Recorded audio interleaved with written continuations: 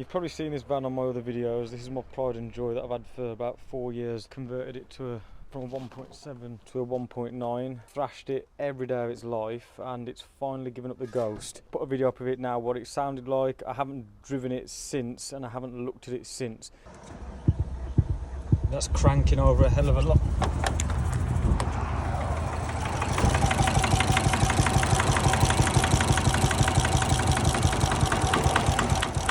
Oh, but I've rewatched the video about 20 times, and I think what's happened, because if you look there, the belt is fine. The belt's quite old, but the belt hasn't snapped. Don't think it's skipped a tooth. What I do think has happened is the rockers under here have snapped. That's what I think has happened. I've never done anything like this before, so I'm gonna try and take this rocker cover off, which I think that's what that is, to have a look to see if the rockers are broken. I'm going to attempt to fix this myself, because I was going to buy a new engine, but I just haven't got the time at the moment to change the engine.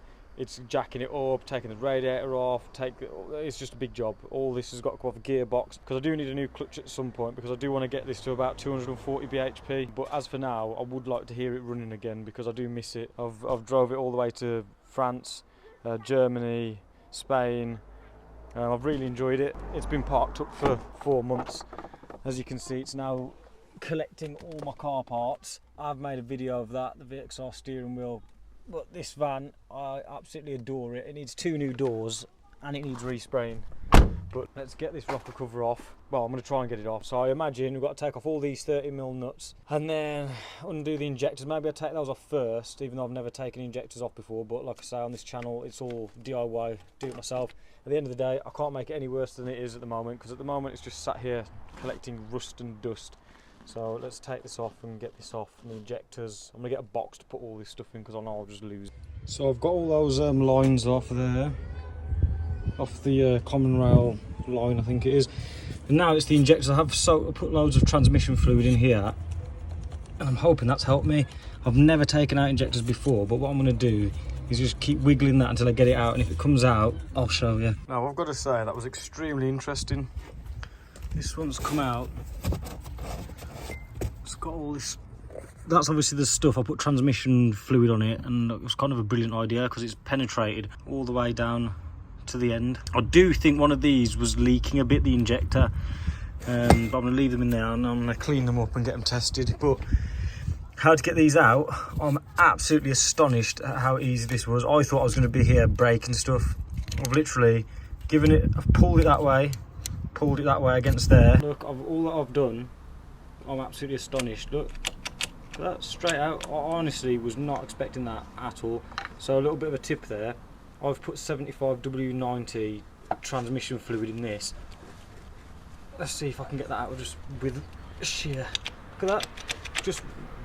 Just by hand, that. I honestly cannot believe that at all. So we're going to get the rest of these out, and then I'll see what else I need to do. Right, I've got all the bolts loose. All of these are loose now. There's one really long one there. I'm going to try and remember this, because I don't know how long it's going to be until I get back to it. So I'm going to have to try and remember all this. This is all off. Now, because I've never done a cam belt, but this seems quite a simple one, if I've seen any, because on a V6 TDI like that one there, it's extremely complicated. I know this seems quite ghetto, what I'm going to do here, but I'm only trying. What I'm going to do is I'm going to put that zip tie around there. That I know doesn't need timing, it's the fuel pump. This does need timing, so what I've done is I've wrapped 2 cable ties around that, and there's the timing mark, which I've marked on the belt as well. Now my idea is that this has got like a pin inside it, so it can only let that go on a certain way. But then I suppose if that turns 180 degrees, it will be out of time. But we'll see. I'm just trying to work out a way of doing this that I don't have to time it back up, and I can just start it. So I'm going to undo that to take that off, and then I'm going to leave that on the belt. And my theory is, if it stays on the belt there and it stays on it there and it doesn't move, I should be able to put it back on, turn it over by hand once I've fixed whatever's broken in here, and it should fix it. So I'm going to try and do that, but I need to take that off, I think. I mean, could I just take the belt off, because that's marked on there, but it's going to move because that's not going to be kept in place. I suppose worst case I'll have to find someone who can help me time it back up, but let's take this off. Success, we got it off. It's there, nothing's broken on that, and I was right. I originally did say, I don't know if I said it at the start of this video, but I said that these would be broken. And if you look at them, look at that. It's snapped. And I think someone told me these aren't an interference engine. So what's happened is, or is it an interference engine? I don't know. I don't know. But anyway, I'm hoping this is salvageable. I believe that all I need to do is take all these off, buy 16 of these, I think it is. 16 of these. I think they're different for the exhaust side and the inlet side, I think. Change all them, and that's it. I think that's all I've got to do. I'm going to order all the parts I need. I'm going to buy a new rocker cover gasket, because you can see that's been leaking out of there because it was all leaking down here. Get some rockers, cam belt kit, put it all back together, and we should have my road trip machine back on the road. This all looks completely fine to me. That seems like normal wear and tear to me. This is all fine. Yeah, that's the vacuum pump there doing its thing. But yeah, that's it for now. We're going to work out all the stuff I need to buy. I'm going to order it tonight, and I really do hope we can get this van back on the road. So it's been several weeks, these have finally come. For some reason they were stopped at the post office. For whatever it's a reason, OLH. I don't know what the hell that's one about. But these are the rockers. I got these off eBay, I think it was £89. I'm not sure if they are different for each side, whether there's some for the exhaust side and some for the inlet side. They all look exactly the same to me. But I'm going to take this off. I figured whilst it's off, I'm going to decontaminate all this because it looks horrible. I'm going to clean this all up, and then I'm going to give it a lick of paint just to make it look a bit nicer. I know there's no point whatsoever in doing this, but it just makes it nice to look at. Now this is the gasket that I've got. It looks similar, but something's telling me it's not the same. So it goes that way. I don't want to damage this. Just put it over that one. Those are different. Those come into the... That one's fine. There's this little thing here, but I imagine that's for a different engine maybe, but it doesn't look like it's going to interfere with anything. Oh, isn't that like that because of the camshafts? I'm not sure. I might have to cut them off, but it might compromise it. We'll see. I don't think it will cause any problems, but that's slightly different. So I'm just going to clip these on. That seems pretty simple. I'm just going to clip all of these on and see what happens.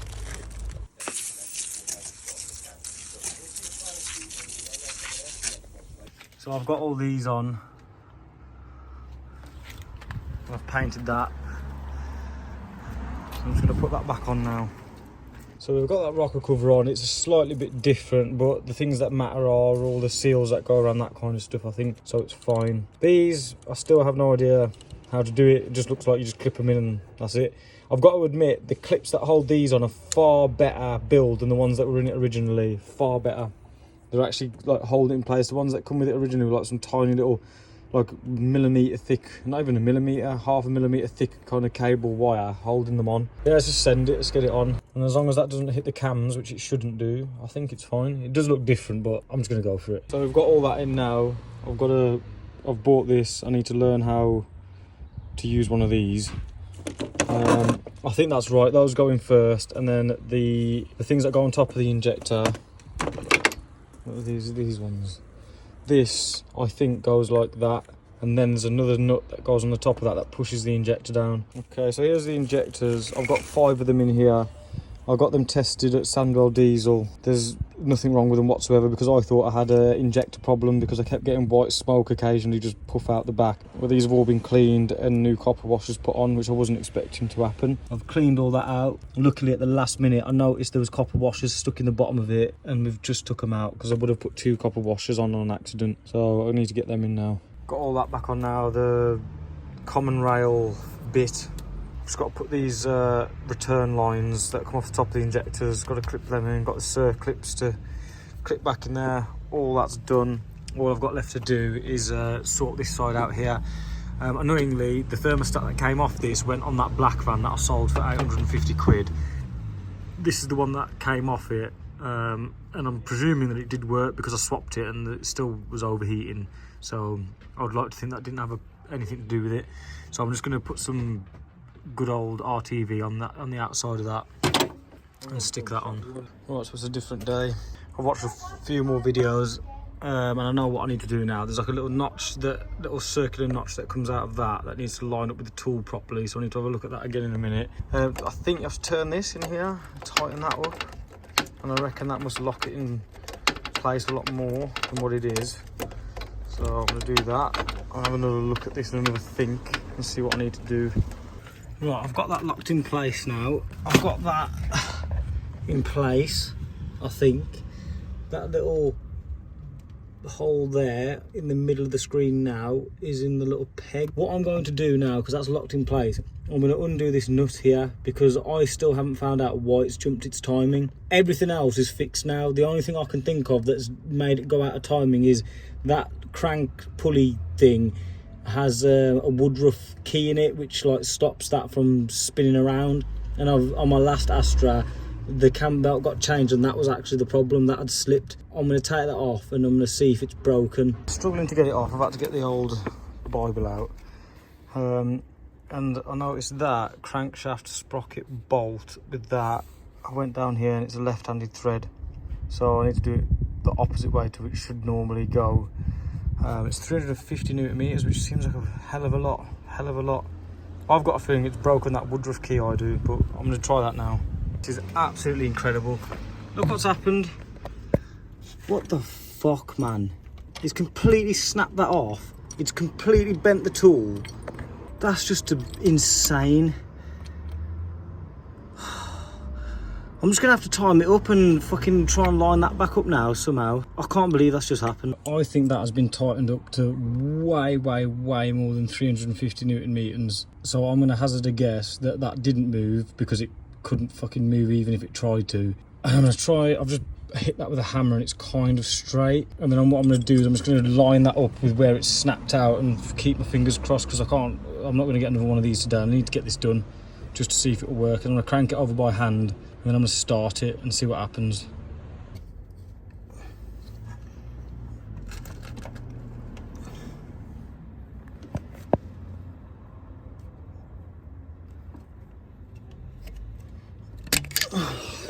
God. I've got all that on. I have no idea if it's correct. I'm hoping it's correct. I'm gonna try and start it.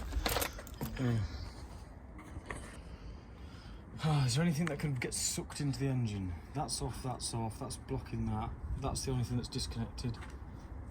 If I can get it to crank over, I'll be happy. I think that's just because of how dead it is. I heard the fuel going.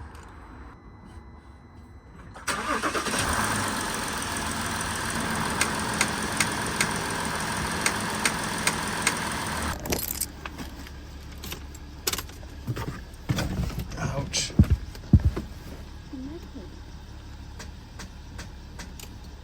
I need to get a new battery. Another day.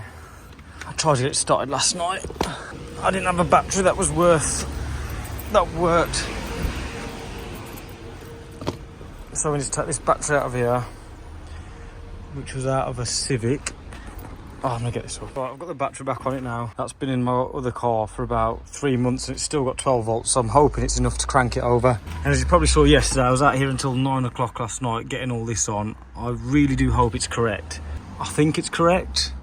That's about as much as I can really hope for here. So I think it's the moment of truth. I think we just send it and hope it works. Because I still haven't found out why it jumped its timing. I've got a funny feeling it was the rockers. They've just perished over time.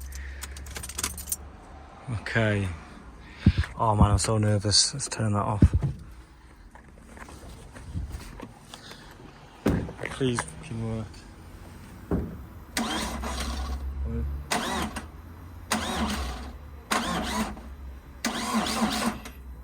That sounds different.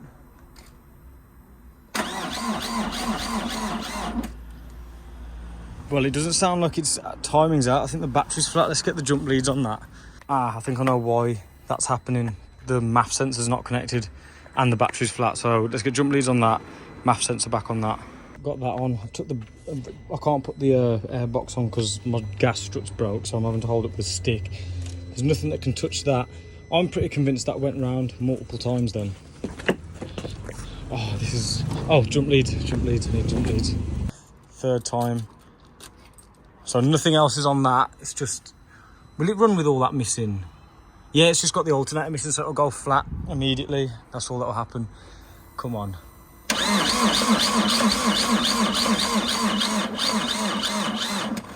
Well, the timing must be right, because it ain't clinking and clanking. I'm going to start this bad boy up. I've got the jump leads on it. I don't know why it's not sparking. Almost like there's no electric going through it. I don't understand. Could it be that?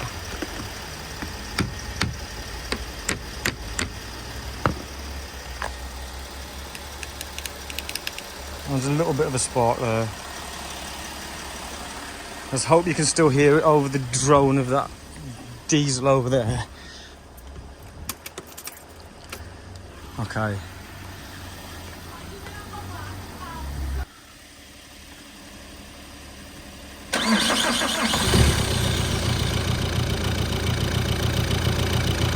No way. Is it making that wobbling sound because I haven't got an engine mount on it? Let's turn this off so you can hear what I'm on about.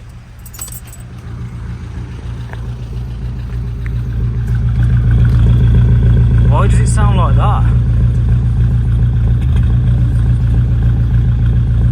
I mean, it does have new injectors on it, but it's fucking running.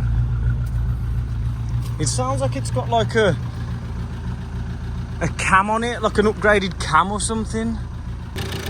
Is there something disconnected? I mean, the engine is actually sat on bricks at the moment. Could that be why? Do I dare rev it?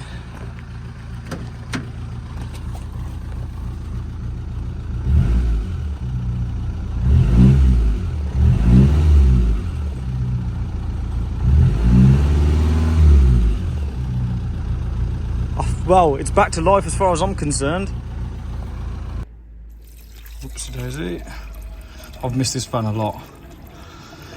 So I'm going to get this MOT'd and get it insured and whatnot over the next few weeks. Well, I'm going to Tenerife next week, so probably in 3 weeks' time I'll have this back on the road, and I'll definitely 100% be doing a road trip in this again. 100%. So I've just got that on. There's a little nut in the back of there. Bit of a weird design that, but that one's all brand new.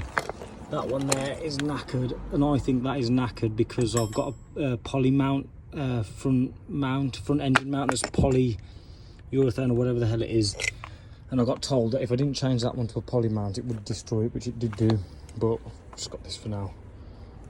So I'm going to get that back on there, jack the engine back up, then I've got to get this auxiliary belt on, but I'm not sure what to do about that. I think in fact, I should put it on now, shouldn't I, really? That would make more sense if I put the auxiliary belt on and the tensioner.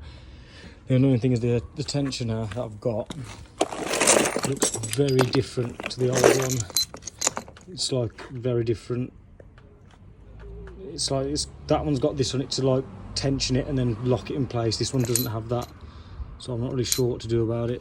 I'm going to see what happens. Right, it's the wrong tensioner and I cannot be asked to send that back and wait for it. This should stay running on its own accord now. I've got everything on, so let's have another look. Oh, the maps. Engine mounts on, all that's on. So I'm going to start it, see if the water level will go down. And I think I've succeeded getting this thing back to life. Spoke too soon.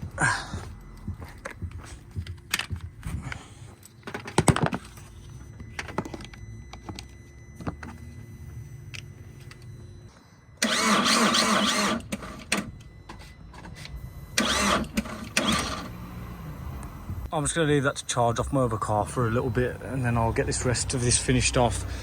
I do need to service it, but I think I'll wait a bit to service it because it needs new discs and pads all round before I can get an MOT on it. I'm absolutely amazed that this is actually back on, well, I wouldn't say back on the road yet, but I'm amazed that it's actually started and ran. That's the first time I've ever done a cam belt change. It's the first time I've ever took a rocker cover off. It's the first time I've ever changed valves. First time I ever took injectors out. Yeah, and it's the first time I've ever changed a water pump, so all of that in this video was all the first go for me. I'm absolutely amazed that I've got it to do what I've done. So all I've got left to do is get a new piece of hose for that. That one hasn't degraded, that one was fish tank hose and it's absolutely knackered. So I want to get that back on there so the boost gauge works. Just before I finish the video, I'm going to start it one more time. Oh, wrong key.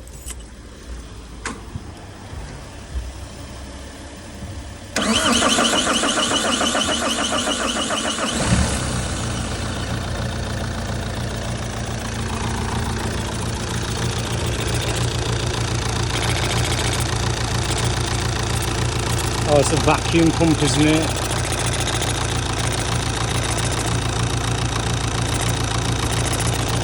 So I need to put that on him and fix that.